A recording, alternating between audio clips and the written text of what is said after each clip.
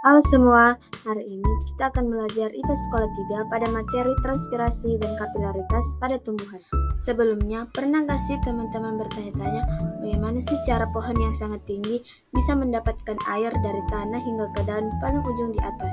Sedangkan gravitasi bumi seharusnya menarik air ke bawah bukan ke atas.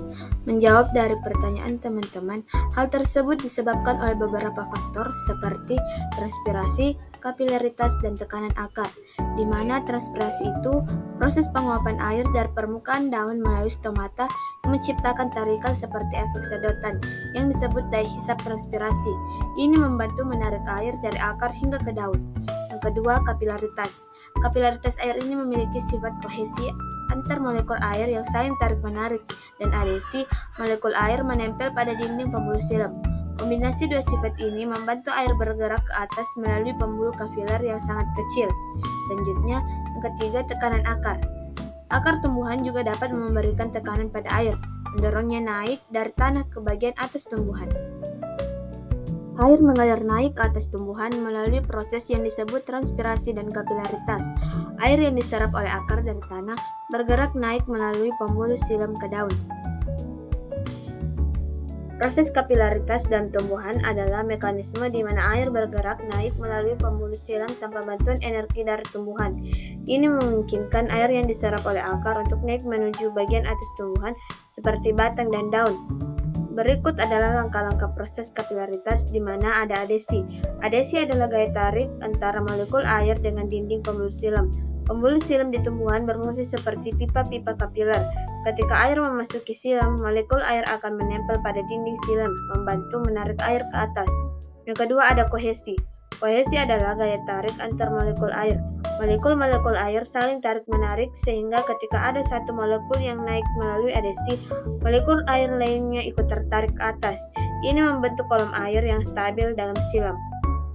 Secara sederhana, proses transpirasi dimulai dari air yang diserap oleh akar. Tumbuhan mengambil air dari tanah melalui akar. Kemudian air bergerak ke atas. Air bergerak melalui batang menuju daun melalui pembuluh silam. Kemudian terjadi penguapan di dalam daun. Di daun, air menguap ke udara melalui pori-pori kecil yang disebut stomata. Kemudian stomata terbuka dan tertutup. Stomata membuka untuk melepaskan uap air tetapi juga untuk mengambil karbon dioksida yang dibutuhkan untuk fotosintesis. Saat kondisi panas atau kering, stomata bisa menutup untuk mengurangi kehilangan air. Tekanan akar memang dapat membantu mendorong air dari tanah ke atas melalui pembuluh silam, tapi perannya terbatas, terutama pada tumbuhan tinggi. Tekanan akar bekerja dalam proses seperti 1. Penyerapan mineral aktif. Akar tumbuhan secara aktif menyerap ion-ion mineral dari tanah seperti nitrat, fosfat, dan kalium. Proses ini menggunakan energi ATP untuk memindahkan ion-ion ke dalam sel-sel akar, meningkatkan konsentrasi zat terlarut di dalam akar. Yang kedua, osmosis. Karena konsentrasi ion dalam akar lebih tinggi daripada di luar tanah, air bergerak secara osmosis dari tanah ke dalam sel akar untuk mengimbangi konsentrasi zat terlarut. Ini membuat sel akar lebih terisi air. Yang ketiga, tekanan akar terbentuk. Ketika air masuk ke dalam akar, tekanan hidrostatik meningkat di dalam sel-sel akar dan jaringan pengangkut. Tekanan ini mendorong air masuk ke dalam pembuluh silam, memaksa air dan mineral bergerak naik. Yang keempat adalah gutasi.